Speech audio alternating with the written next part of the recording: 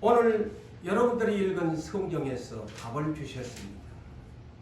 왜 이런 자들을 하나님이 부르셨을까? 한마디로 보면, 내용상으로 보면 자랑할 수도 없는, 참으로 별 볼 일 없는 사람들을 부르셨다는 것을 오늘 우리는 본문 성경에서 이미 읽었습니다.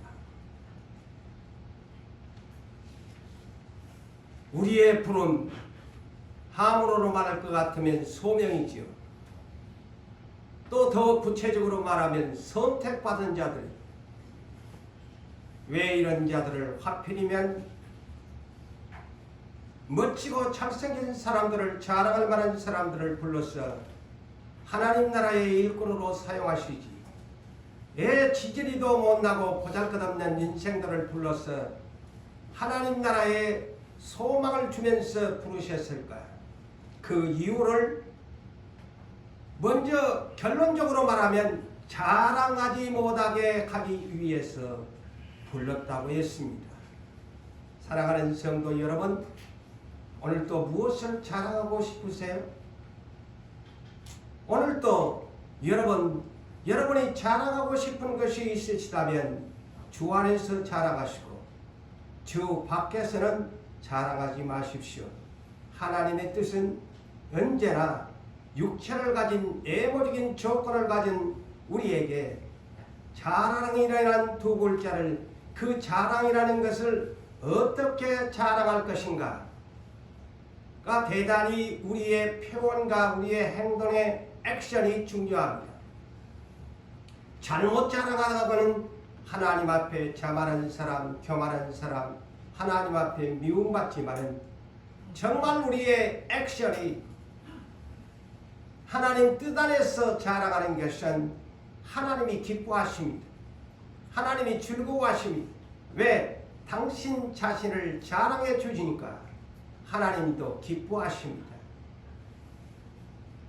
우리 하나님의 선택의 부름의 조건은 세상에서 모든 인생들이 추구하는 애모적인 조건을 원하지 않습니다. 세상에서 기업이나 나라에서나 여러 가지의 일꾼들을 또한 부를 때에도 여러 가지의 조건이 있겠지만 사람이 선택하는 조건과 하나님이 선택하는 조건은 정말로 180도의 조건 속에서 다르다라는 것을 아십시오. 그래서 하나님의 부름의 조건은 문벌 좋은 자라. 문벌이 뭡니까? 가문이지요. 다른 말로. 그 집안이 얼마나 명문의 집안이냐, 문벌 좋은 집안 보지 않습니다.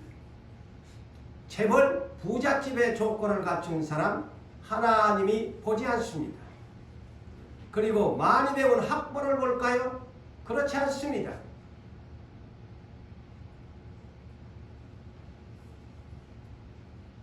이왕이면 건강한 사람을 부를까요? 오늘도 건강하지 아니하는 여러분들 낙심하지 마십시오. 하나님 나라의 소망을 가지시고 나 같은 이렇게 질병이 많은 사람을 왜 하필이면 나를 부르셨을까? 이 설교를 들으면서 희망과 소망을 가지시기를 바랍니다.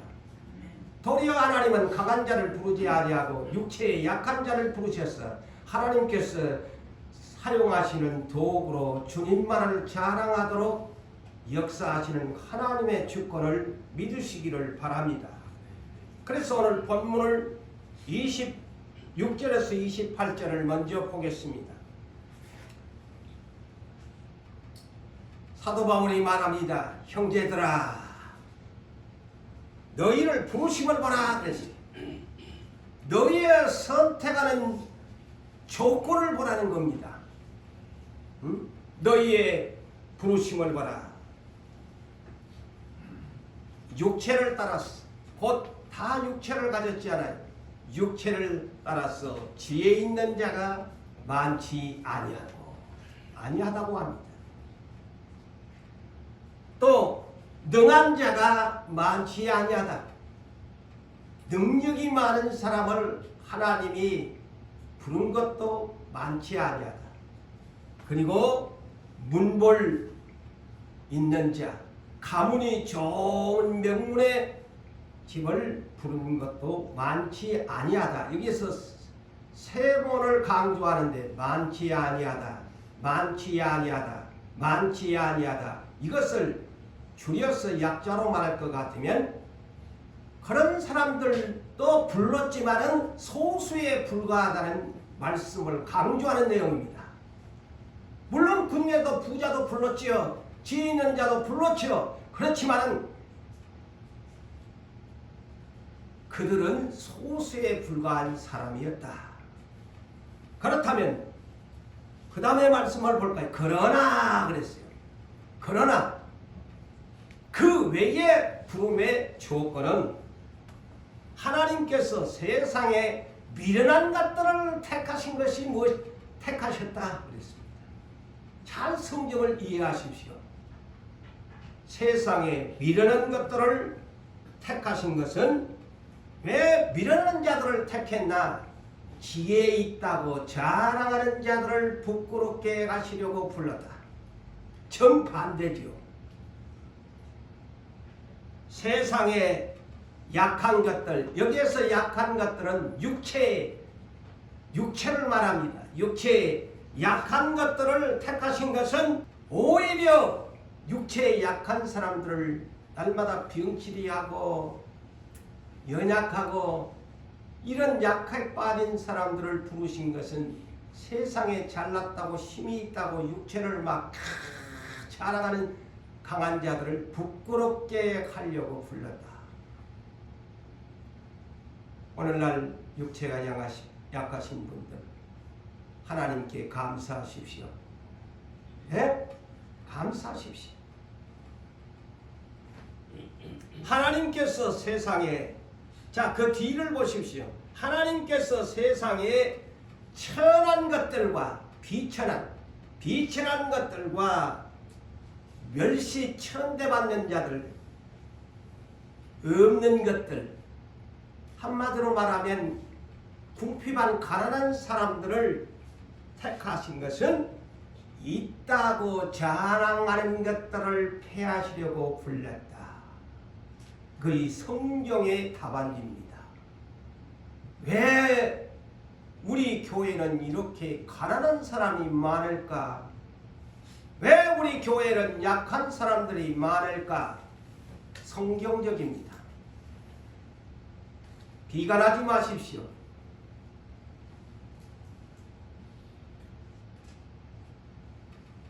하나님의 부르심의 조건을 오늘 본문 내용에서 보니까 다시 요약해서 리바이벌 한다면 미련한 것들, 약한 것들, 비천한 것들, 멸시받는 것들, 없는 것들, 이 단어들을 여러분들이 보면서 하나님은 그런 하나님이시구나. 예수 믿는 사람들이 가난한 사람이 많을까? 왜 병든 사람들이 예수를 찾을까? 그 이유를 설명하고 있습니다. 왜 실패한 사람들이 많을까?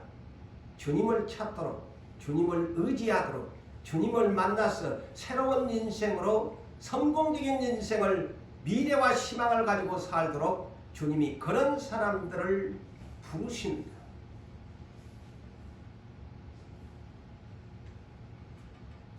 가난하다고 슬프지 마세요. 없다고 낭망하지 맙시다. 우리만 이렇게 못 살고 우리만 이렇게 가난하다고 한탄하지 맙시다. 야고보서 2장 5절에 이렇게 야고보 예수님의 동생이었던 야고보 장로가 이렇게 야고보서 2장 5절을 기록하고 있습니다. 사랑하는 형제들아, 들을지어다 그랬어요. 복음은 듣는 것입니다. 말씀은 듣는 것입니다. 무엇을 들으라고 할까요? 들어라. 하나님이 세상에서 가난한 자를 택하사 믿음에 부요하게 하시고, 왜 가난한 자들을 택했나? 믿음에 부요한 자, 천국을 사랑하고 새 하늘과 새 땅, 새 예루살렘 성을 사모하는 믿음에 부요한 자들하고, 또 자기를 사랑하는 자들에게는 약속하신 나라를, 새 하늘과 새 땅을 상속으로 받게 하려고 가난한 자들을 불렀대요. 자, 우리가 이 성경의 이 사실을 안다면 왜 나의 인생을 이렇게 가난하게 평생을 하나? 저 역시도 그런 생각을 많이 했는데, 저도 이제 마음을 바꿨어요. 왜 나를 이렇게 부르셨을까? 성경에서 답을 주니까 한 말이 없습니다. 믿음에 부요한 사람, 천국을 소망하라고. 가난한 사람이 부자 되기를 원하겠지만은 하나님이 원하시는 것은 믿음의 부자가 되기를 원하시는 것입니다. 믿음의 부자가 되라. 물질적인 부자가 아니라 믿음에 부요한 크리스찬이 되어라. 그것은 천국이 너의 것이기 때문이다. 그래서 예수님이 산상수훈에 가장 먼저 언급한 팔복에 있어서 마음이 가난한 사람은 천국이 너희 것임이 될 것이다.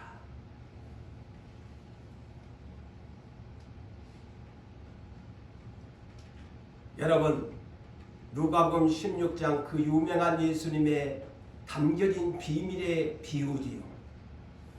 비유로 말할 때는 숨겨진 비밀이 있습니다.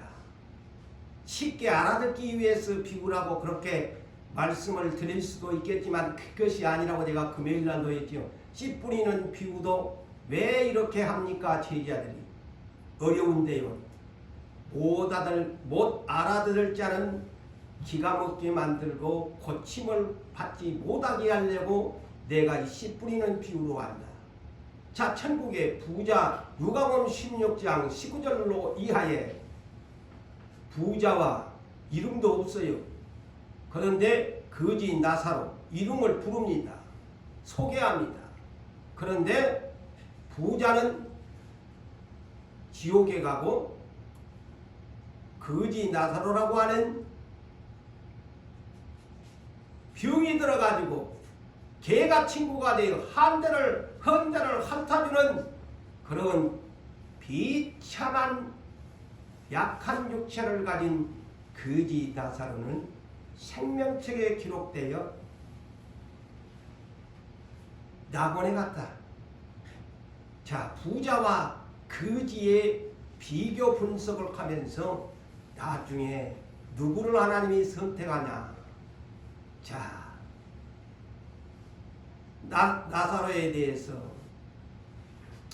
주님이 말씀하신, 세상에 살 때 너무 그는 고통스럽게 산 사람이었다. 그래서 천국에. 그런데 부자는 고민거리 없이 살았다. 그래서 너는 지옥에.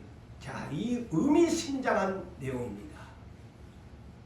그래서 하나님은 공평의 하나님, 공의의 하나님, 정의의 하나님이십니다. 세상에 가난하게 살면서 하나님을 의지하는 사람은 천국에 보내줍니다. 그래서 공평의 하나님이에요. 너는 세상에 살 때 부자로 살았다. 그 대신에 네가 있을 것은 지옥의 불구덩이야. 그래서 하나님은 다시 제가 말씀을 드릴까? 이따 제가 그 성경을 소개할게요. 제 말을 아마 이해할 겁니다. 그래서 공의와 공평의 하나님이세요. 예수를 믿으면서 평생에 가난하게 살면서도 선한 일을 하니까 하나님이 천국에 보내주는 거예요. 좋은 데 와서 살아라. 네가 세상에 있을 때 너무 고생 많이 했다. 이제부터는 네가 너의 눈물을, 고생한 눈물을 닦아주면서 다시는 이별이 없고 아픔이 없는 그런 것을 너에게 선물로 주겠다. 그게 하나님의 공평의 믿음의 방법입니다.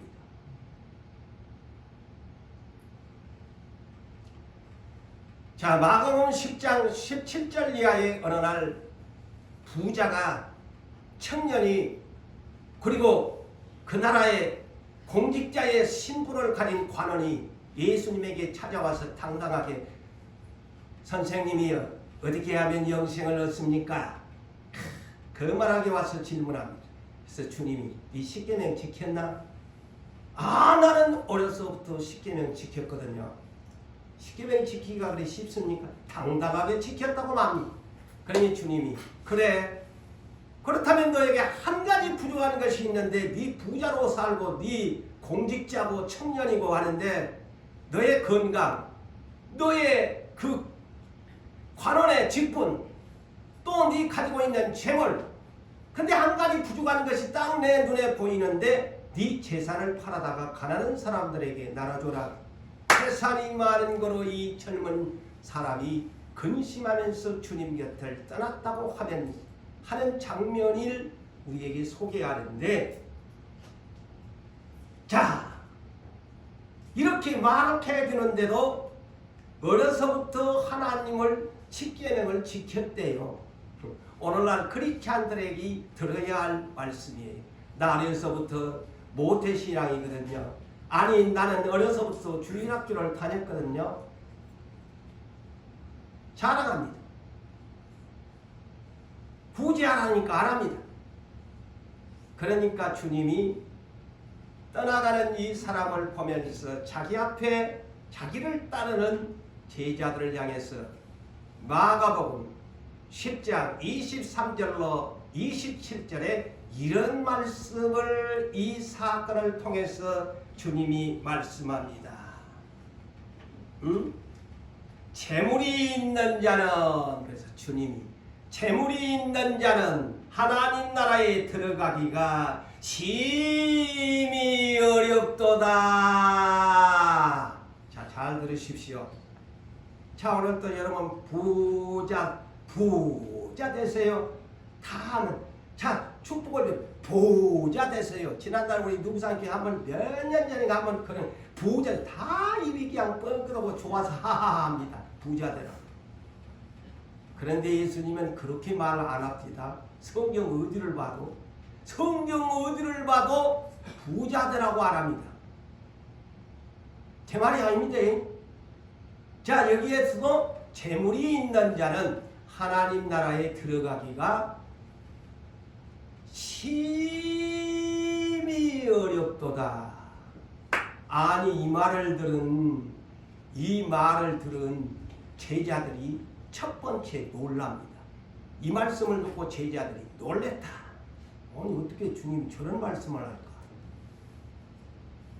그러자 다시 주님이 이런 말씀을 제자들에게 합니다. 얘들아, 하나님 나라에 들어가기가 얼마나 어려운지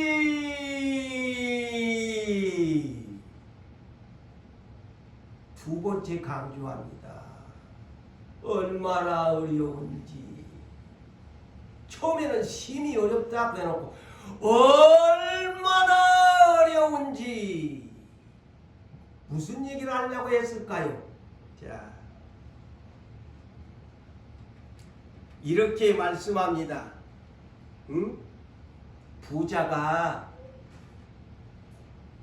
바늘기로 들어가는 얘기를 합니다. 천국의 커트라인이, 여러분 바늘 알지 않아요? 저 같은 시력이 약한 사람은 바늘기가 안 보여요.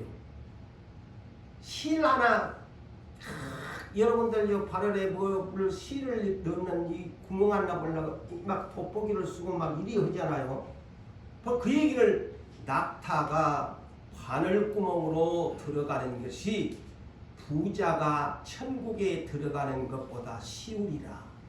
그렇다면 이 내용은 한마디로 불가능합니다. 아니 낙타가 더 10대 바늘기로 부자는 안 된다는 거야.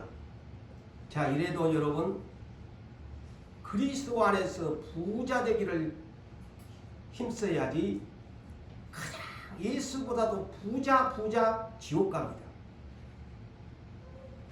이런 설교 오면 오늘 물질관을 추구하는 사람들은 대단히 저의 설교를 배척할 것입니다. 근데 성경적이지 않아요. 바르게 신앙을 키워야죠. 낙타가 바늘구멍으로 들어간 것이 낫지 부자는 불가능하다고 합니다. 그러니까 제자들이 더 놀래버려요. 그러면서 자기들끼리 막 이제 예수님을 제쳐놓고 그런 말을 예수님이 하시니까 뭐라고 하니? 막 웅성웅성하면서 그러면 누가 구원한단 말이고 자기들끼리 막 이구동성으로 누가 그러면 구원을 얻는단 말이고 또 예수님이 얘들아 그런 말 필요가 없고 하나님만이 부자도 들어가게 할 수 있다. 부자도 할 수 있다. 들어갈 수 있는데 자 그래서 저는 이 말씀을 생각하면서 성경의 부자 둘이를 생각해 봤어요. 다윗과 솔로몬. 정말 부자 왕들이죠. 근데 솔로몬은 부자로 처음에 만들어줬잖아요. 그런데 이 부자 때문에 인생을 망쳐버렸잖아요. 하나님 앞에 밋비해가지고 솔로몬 때문에 우리나라도 이렇게 남북이 갈라진 솔로몬 왕 때문에 이스라엘이 남북으로 분단을 시켜버리잖아요. 그 죄값. 그런데 다윗은 그렇게 부자를 만들어주는데도 역대상 29장을 보십시오. 그래서 하나님만이 부자도 천국에 보낼 수 있는 하나님만이 역사를 해줘야 들어간다 이 말이에요. 다윗은 평생에 성전 짓기를 사모하면서 그 재물을 하나님 성전 곳간에다가 채워놓고 자기 또 사적으로 모아놓은 것까지 다 하나님 앞에 드리시면서 뭐라고 합니까? 주의 손으로 내가 받았사오니 내가 다만 주의 것을 주님께 드릴 뿐입니다. 야, 얼마나 겸손한 부자입니까? 근데 오늘날 저나 여러분 좀 가지면 목에다가 힘주고 그러잖아요. 인생은 그래요. 근데 다윗은 안 그러잖아요. 얼마나 그 기도가 드리면서도 겸손합니까? 주의 손으로 받은 것 내가 주께 드렸을 뿐입니다.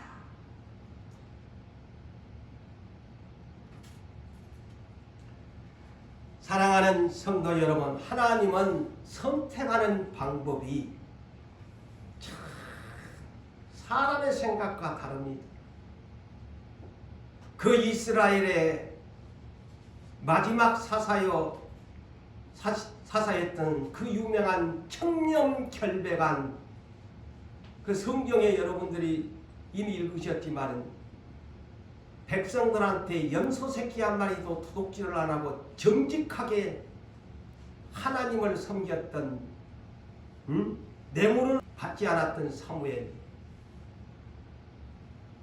그 어머니를 사무엘을 낳기 위해서 그 어머니를 하나님이 완전히 낮춰버리잖아요. 그 어머니를 먼저 사무엘을 쓰시려고 그 어머니를 어떻게 낮추냐. 여자로서의 결혼을 했으면 아이를 순풍순풍 낳아야 되는데 여호와께서 그 여인의 태문을 닫아버렸더라. 보세요. 육체에 약점을 줍니다. 그러니까 그 옆에 그 집에 엘가나라는 사람에게는 두 마누라가 있었는데 아니 한 마누라 부린나는 막 순풍가의 여인이고 아니 한나는 여호와께서 그냥 이 한나의 태물을 닫아버리니까 아무리 콧물을 짜고 옆에서 막 그냥 멸시를 천대를 받으면서 근데도 하나님이 여자의 태문을 닫아버리니까 자식을 못 낳잖아요. 왜 이렇게 이 한나에게 육체의 약점을 주셨을까? 오직 하나님 말을 의지하고 하나님을 찾아서 하나님께 부르짖는 강점의 기도를 만들어내기 위해서였습니다. 그래서 그 약점을 하나님께 기도의 강점으로 이겨내서 사무엘을 마침내 얻게 만듭니다. 그게 하나님의 방법이야. 약점을 강점으로 바꿔라. 너의 콤플렉스, 너의 약점 무엇이냐? 하나님만을 의지하고 성령님만을 의지하고 기도하면서 말씀에 의지하여 성령을 따라 행하는 강점으로 바꿔라. 그리하면 내가 너와 함께 하겠다는 이것이 믿음의 건공하는 하나님의 말씀입니다. 약점을 강점으로 바꿔라.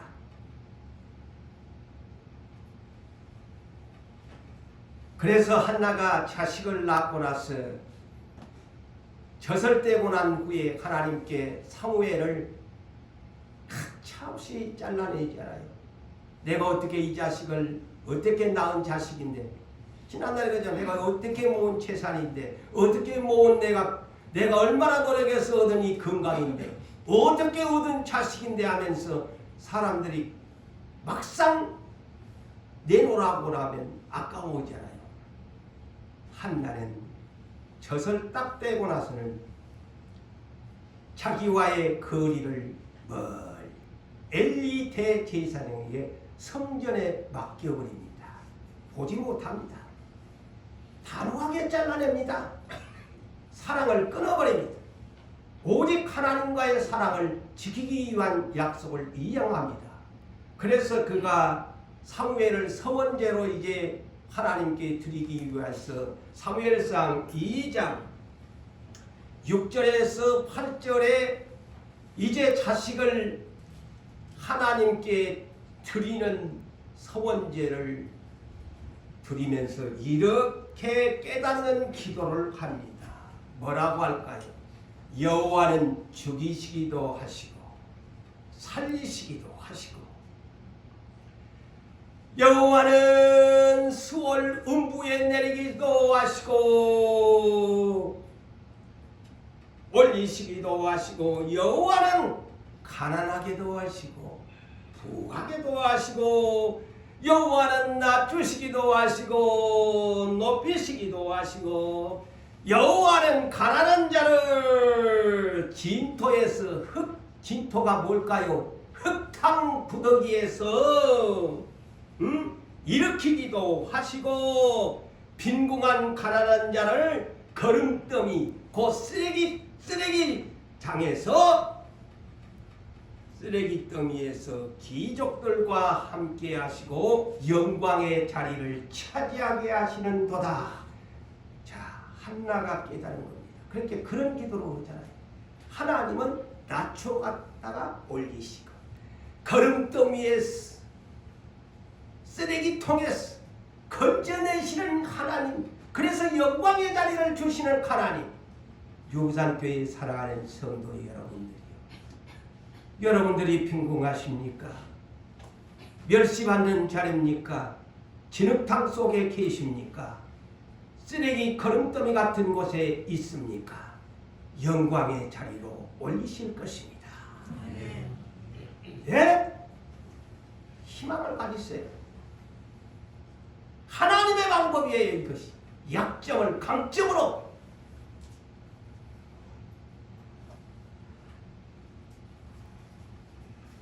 우리가 섬기는 예수님이 그러신 분이었거든요. 하나밖에 없는 아들을 세상에 하나밖에 없는 아들을 육체를 입히셔가지고 세상에다가 던져버렸어요. 네 가서 세상에서 죽어라. 그래서 하나님 아버지가 독생자 예수를 세상에 보내셨는데 부잣집으로 보낸 줄 알았더니만 세상에서 지기리도 돈이 없어가지고 결혼식을 못해. 요셉이가 마리아를 돈 주고 데리고 와야 유대 법에서는 되는데 아직 약혼식만 했지 못 데리고 온 거야. 목수야 목수. 그놈의 동네가 어디냐? 이스라엘에서 가장 천민이 사는 나사렛이라는 곳의 목수야. 빈민촌의 사람이야. 그냥 어디서 누가 우리 집 문 좀 고쳐주세요. 나무나 모양 목수의 직업이 옛날이나 뭐 얼마나 그게 뭐 귀한 것이 아니잖아요.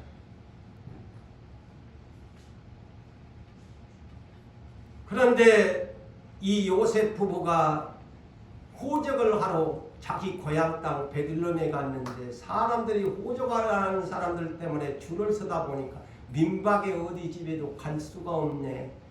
하나님 아버지가 자기의 독생자를 세상에 애양간 거름더미 보세요.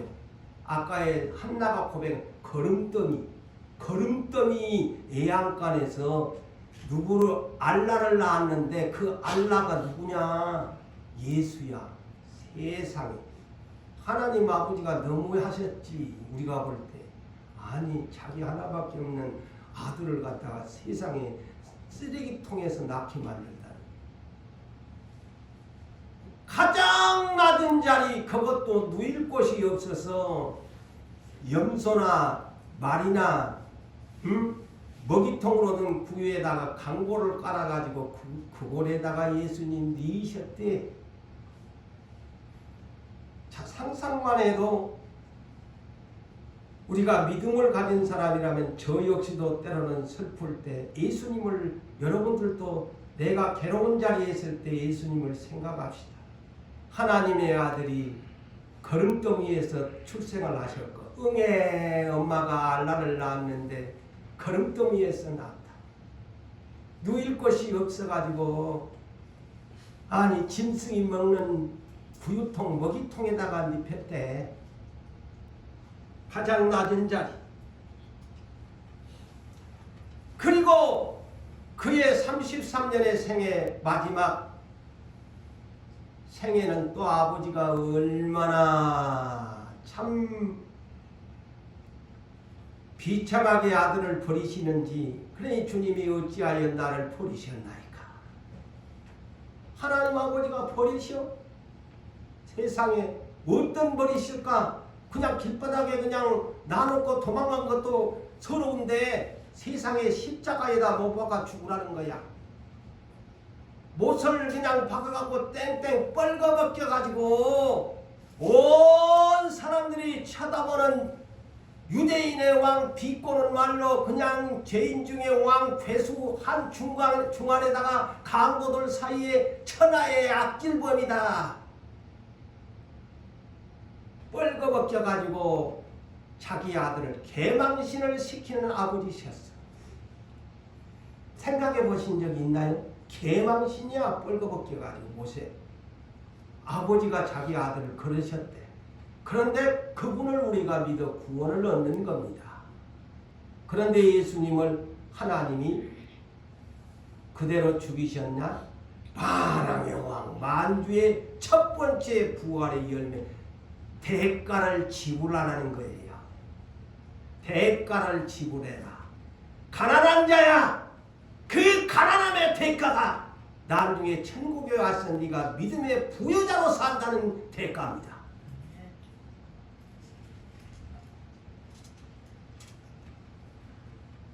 우리 세반석의 일꾼들에게, 우리 유부산교회의 모든 시대적인 부름을 받은 사람들도 이 말씀을 마음판에 새겨야 할 것입니다. 이들에게 너희의 평생에 그랬어요. 너희의 이 평생에 네가 살아갈 동안에 두 가지의 성경 규제를 내가 너희에게 준다. 이 성경 규제를 첫째는 너희의 마음판에, 두째는 너희의 이마에 붙이고 살아야 한다. 붙이고 살면서 어떤 문제가 왔을 적에는 이 성경 두 구절을 문제의 해답으로 삼아라. 첫째, 마태복음 16장 24절에서 25절을 마음판에 네 이마에 새겨라. 금강석 철필로 새겨라. 첫째 이 성경 구절은 너희 예수를 따르려면 먼저 네 자기 자신을 부인해라. 나처럼, 그래서 예수 나 예수처럼 네 자신을 부인해라. 내가 누구냐? 하나님의 아들인데 이렇게 가장 낮은 자리, 가장 멸시 천대받는 십자가에 뻘거벗긴 자리까지 왔다. 나처럼 네 자신을 부인해라. 둘째, 나처럼 너한테 주은 십자가 나처럼 지고 나를 따르라. 셋째, 나처럼 목숨 맡기려고 오지 말고 자기 목숨을 잃어버린 자가 되어라. 그리하면 찾으리라. 이거의 답안입니다. 그런데 오늘날 우리는 자존심이 강합니다. 예수처럼 아직 못 내려놓습니다. 명심하십시오. 빌립보서, 그 다음에 두 번째 빌립보서 2장 6절과 5절에서 8절에 예수 그리스도의 온유한 마음을 품어라. 그 마음이 뭐냐? 나는 하나님과 동등된 하나님이셨는데 취할 것으로 여기지 아니하고 나는 내려놓았다. 그래서 어떻게 내려놓았나? 첫째, 나는 종의 형체가 되어서 사람으로 오셨다. 그리고 두 번째, 내 자신을 낮추고 하나님의 십자가의 명령에 나는 복종했다. 이것을 평생의 세간석의 일꾼들과 유산교회 성도들은 마음판에 다이아몬드 금강산 철필로 새기고 내 이마에다가 새겨라.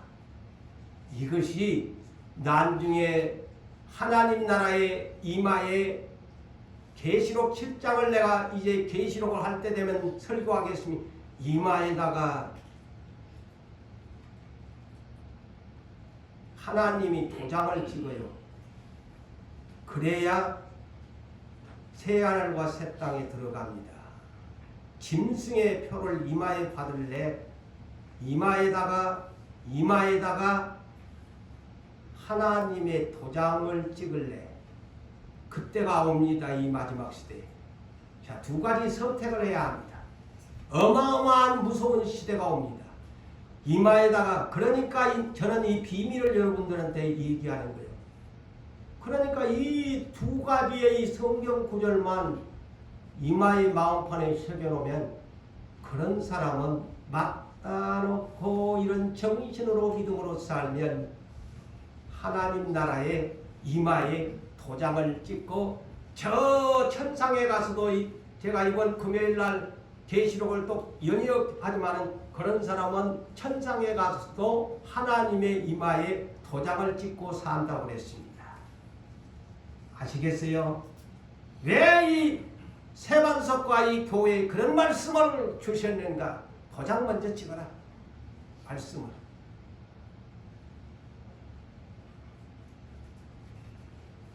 예수님이 이렇게 자기 자신을 다 하고 나니까 빌립보서 2장 9절에서 11절에 예수 이름 누가 알아듣나요? 무명 안전 멸시 천대받은 예수, 욕먹은 예수, 지가 구원자라며, 예수 이름이 구원자라며, 십자가 밑에서 막 비냥거리고 멸시 천대했어. 지가 구원자라며. 예수라는 게 마태복음 1장 21절에 구원자라는 뜻이잖아요. 그런데 지극히 그 이름을 높여 뛰어난 이름을 주사 그 이름 앞에 모든 무릎이 꿇게 되어지고 모든 입이 그를 주라고 시인하는 그 이름값을 대신 지불하기 위해서 예수님이 십자가에 죽으셨단다. 그것이 복음의 키워드입니다. 그래서 너도 나처럼 네 자신 부인하고 네 십자가 너한테 준 거 십자가 나처럼 지고 와 따라와. 왜 안 지려고 이 핑계 저 핑계에 대고 그러면서 교회에 네 나올래? 그 거짓 사랑인 거예요. 거짓 믿음인 거예요. 십자가 안 지려고 하네. 오늘날 이것을 이 마지막 시대에 확실하게 알아야 돼요. 입으로는 100번 1000번 예수 이름 불러도요 십자가를 안 질라 한다? 거짓 믿음이에요. 거짓 믿음입니다. 네? 요한일서 3장 18절에 뭐라고 하면 말과 혀로만 살아가지 말고 네 진실함과 행동을 나한테 보이라고 하잖아요.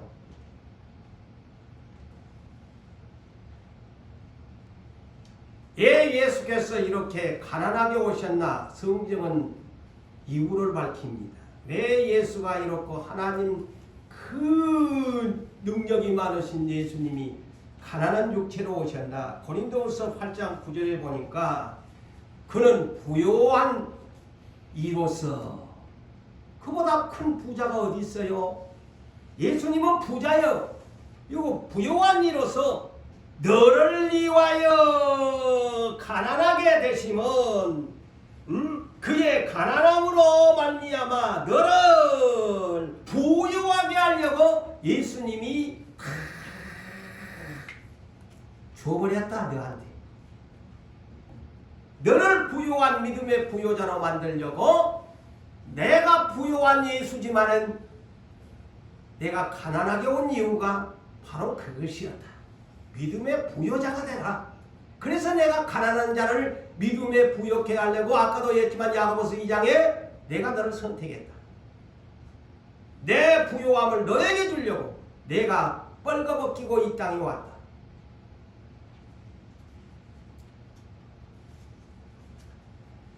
자, 여러분, 계시록에서 7교회에는 7이라는 숫자는 온전 완전이라는 숫자입니다.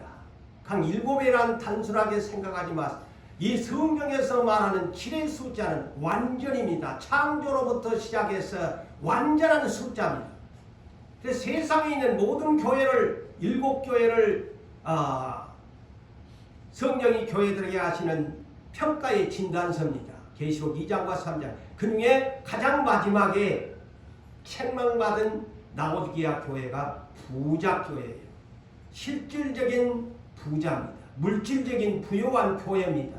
부족한 것이 스스로 없다고 할 정도로 넘쳐나는 교회였습니다. 그런데 하나님은 정반대로 평가합니다.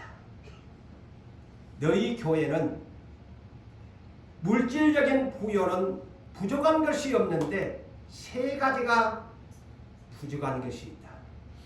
아까도 제가 부자 관원 얘기했지요. 한 가지 너에게 부족한 것이 있다.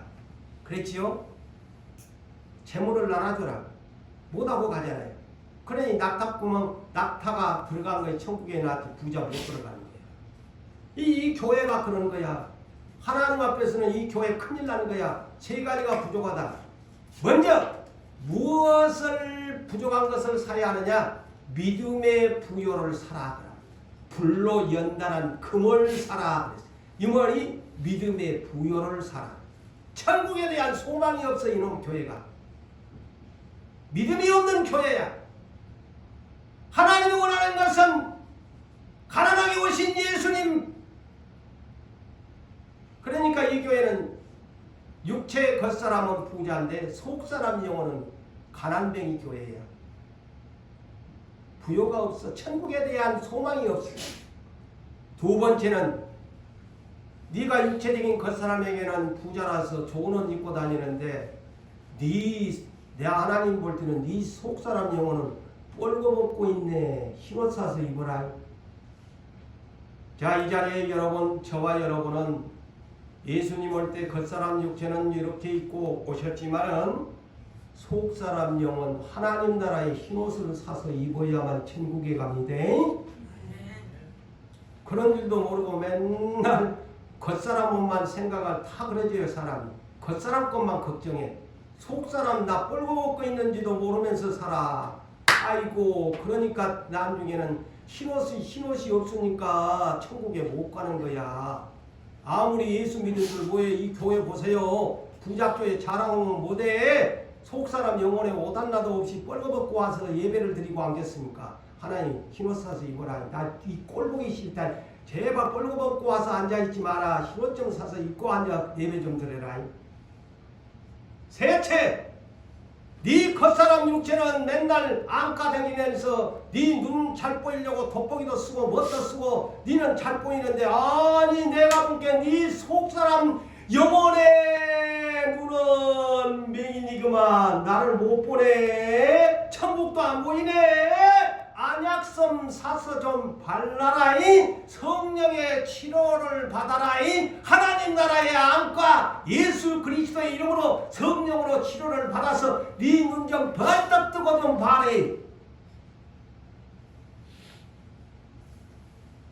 부작교회가 이 세 가지 충격적이잖아요.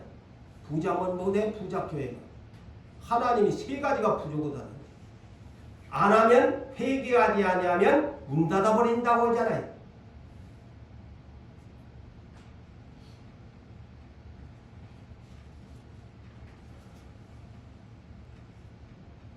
그래서 하나님의 생각은 그래서 잘 들으십시오. 나의 생각과 하나님의 생각, 사람의 생각과 하나님의 생각 정반대입니다. 그런데 우리는 항상 우리의 생각을 앞세우지요. 성경을 밝힙니다. 분명히 답안지를 성경이 기록해놨습니다. 이사야 55장 8절과 9절에 나 하나님의 생각은 다르대. 그리고 나 하나님의 길도 네가 가고자 하는 길과 다르대. 그리고 하나님의 나의 생각은 네 생각보다 높으대. 고수대. 그리고 하나님의 가는 길은 너의 길보다 하늘이 땅보다 높음과 같이 내 길은 높대. 그런데 네가 감히 네 생각의 수준에 맞춰가지고 내 생각, 하나님의 생각을 따라오라고? 하나님의 길을 사람의 길로 따라오라고? 아이고 네 정말 큰일 났대. 네 생각을 바꾸래. 하나님의 생각으로 바꾸고 하나님의 길로 바꾸어서 나를 따르래. 그래야 네가 산대. 이 말입니다. 그래서 잠언서 16장 1절과 9절에 사람의 마음의 경영은 계획은 사람에게 있어도 말의 응답은 최종적인 말의 응답은 나 여호와의 말씀을 들으래. 9절에 사람이 자기의 길을 계획할지라도 그 걸음걸이를 인도하는 네가 아니고 나 하나님이야. 나 따라와. 그런데 오늘날 저의 기도나 여러분의 기도는 하나님 나를 따라와 주세요. 그러면서 우리의 기도의 제목 자기의 그냥 꼰대적인 스타일을 가지고 그냥 주세요 안 주면 막 한다고 그러고 왜 내가 이 길을 가려고 하는데 하나님 길을 막습니까? 내 길을 주님이 따라오세요. 주님이 앞서 나를 인도해 주세요. 이렇게 해야 되는데 그냥 자기 고집을 피우면서 완고한 육신의 생각을 가지고 하나님 내 생각이 맞으니까 당신은 나는 따라와 주면 돼. 그러면서 기도하면 백날 천날에도 소용이 없어. 저놈의 고집을 꺾을 때까지 나는 네한테 침묵할 거야. 침묵할 거야. 너 안 만나줄 거야. 내 생각을 네가 따라와야지. 감히 피조물 네가 나를 따라오라고 네 생각을 존중해 주라고 참 얼토당토 없는 소리를 하고 있네. 네 백날 천날 죽을 때까지 네 고집 꺾지 말고 완고한 고집으로 해봐라. 내가 너를 따라주는가. 내가 이길 것인데. 그래서 우리는 성령을 따라 행합시다. 성령을 따라 행합시다. 성령은 어떤 분이냐? 하나님의 길을 인도하는 가이드입니다. 그래서 올해 성령을 따라 행하는 교회, Walk in the Spirit Church.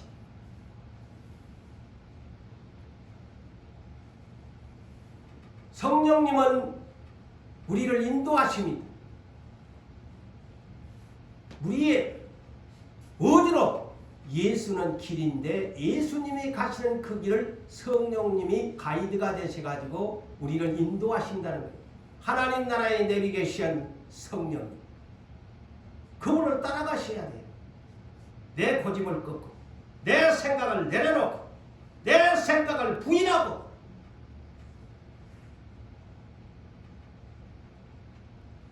자, 출애굽 430년 만에 해방을 맞는 이스라엘 백성 아브라함의 자손들, 하나님이 왜 그들을 불과 구름 기둥으로 인도했을까요? 그것은 오늘날 성령님의 인도를 상징하는 것이 불과 구름 기둥입니다. 멈춰라. 불기둥이 구름 기둥이 쫙 쓰면 한 발자국도 못 갔잖아요. 그 성령님의 인도를 상징합니다. 근데 왜 그렇게 했을까요? 이 사람들은 430년 동안 바로의 통치 애굽에서 노예 근성, 종의 근성을 가지고 살았어요. 그리고 하나님에 대한 아는 지식이 무지했어요. 셋째, 죄의 근성을 가지고 살았던 사람들이었어요. 자기들의 주관대로 살았던 이스라엘 백성, 약속의 오늘날 같으면 새 하늘과 새 땅, 저 오늘날 전부 다 천국 하는데 오늘날 이제 마지막 시대는 천국이 어떤 것인가 계시록을 소개해 줘야 돼요.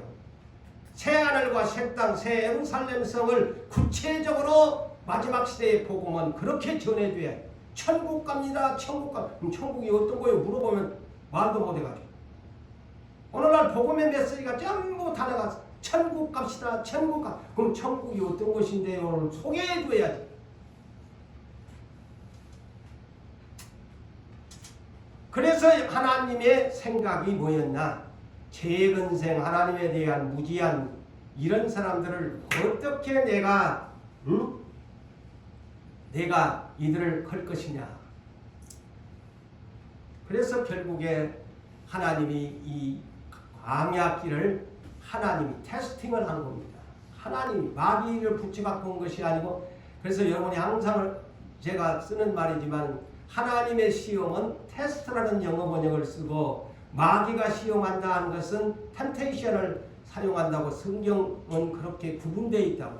근데 우리나라 그냥 시험 하니까 그게 도대체 하나님이 시험한 건지 마귀가 시험한 건지 모르잖아요. 영어 성경은 분명하게 구분되어 있어요. 하나님이 할 때는 테스트, 마귀가 시험할 때는 템테이션, 이렇게 기록이 되어 있어요. 이 하나님이 40년 동안 어디로 데리고 갑니까? 보세요. 해방시켜라서 구원을 얻어서 행복한 줄 알았더니만 세상에 하나님이 가나안 땅을 딱 약속해 놓고 어디로 데리고 가?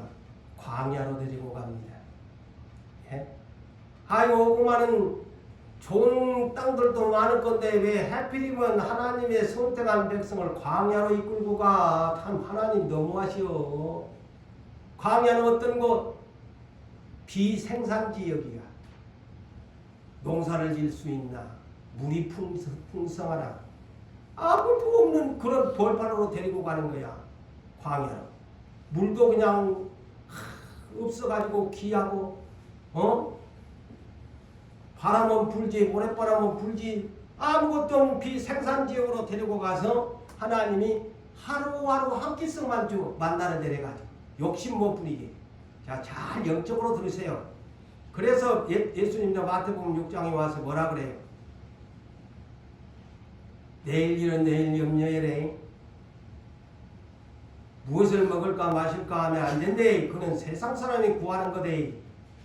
그 믿음이 적은 자들이 그런다고 하잖아요. 그 광야에서도 똑같아. 광야의 비생산적으로 들어가서 하나님이 테스팅을 하는 거야. 근데 세 가지 문제라. 뭐냐? 그 비생산적인 광야로 이끌고 가서 자, 내가 약속의 땅을 너희에게 비전으로 주었대.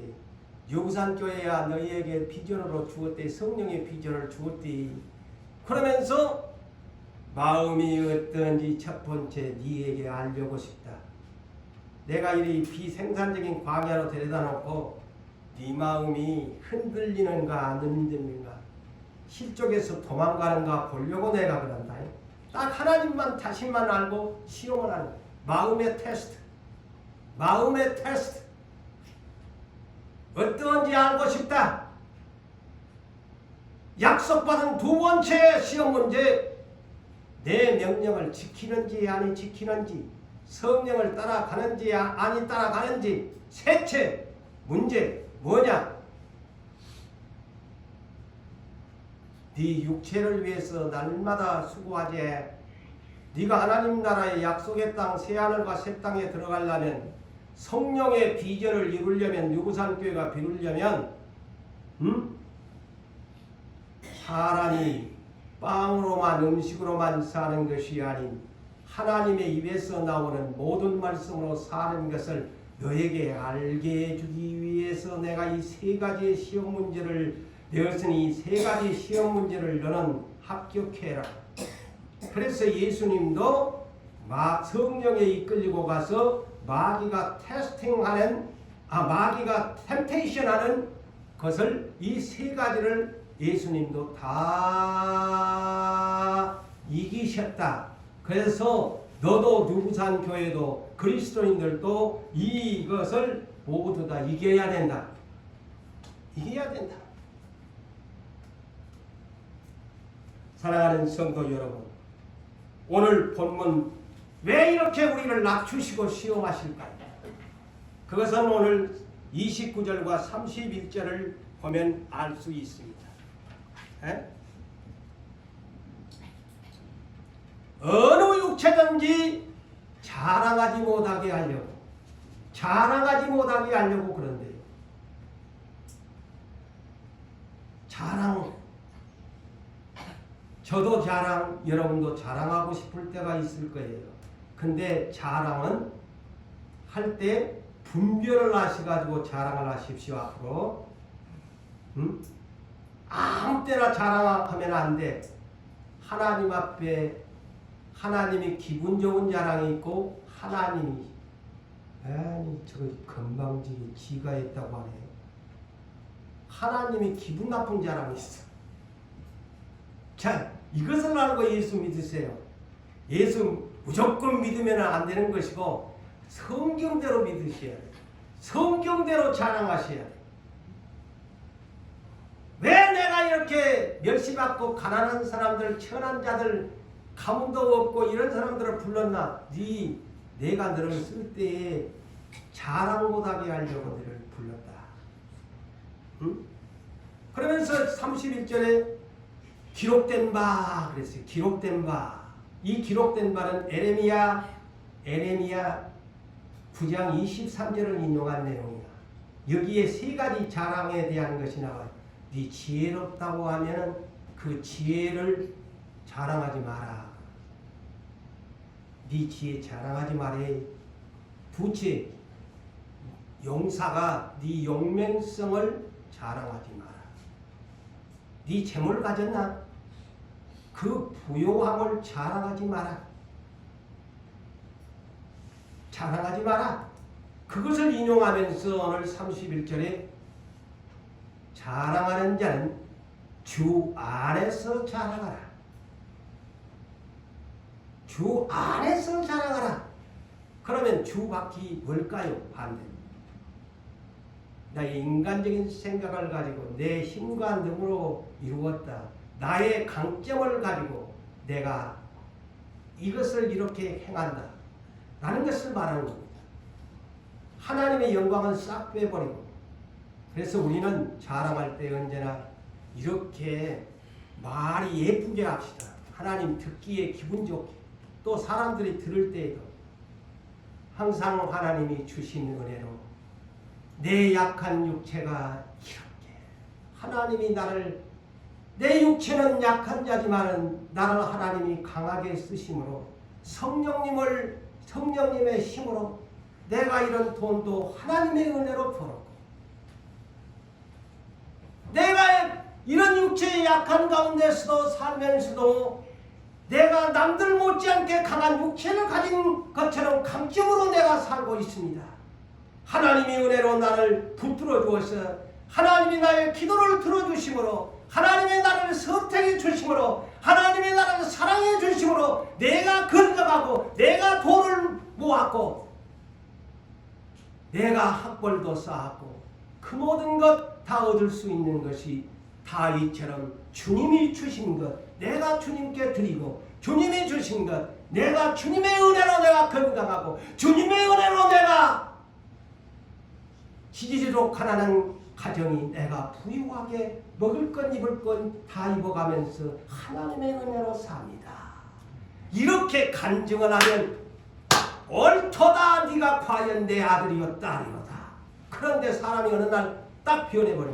내가 어떻게 번 재물이고 어떻게 내가 노력하여 얻은 건강이고 내가 얼마나 노력해가지고 내가 밤잠 못 자고 내가 배우고 익혀가지고 내가 이 학벌과 이 모든 것을 내가 얻었는데 하면 그것은 하나님과는 영 멀어지는 거예요.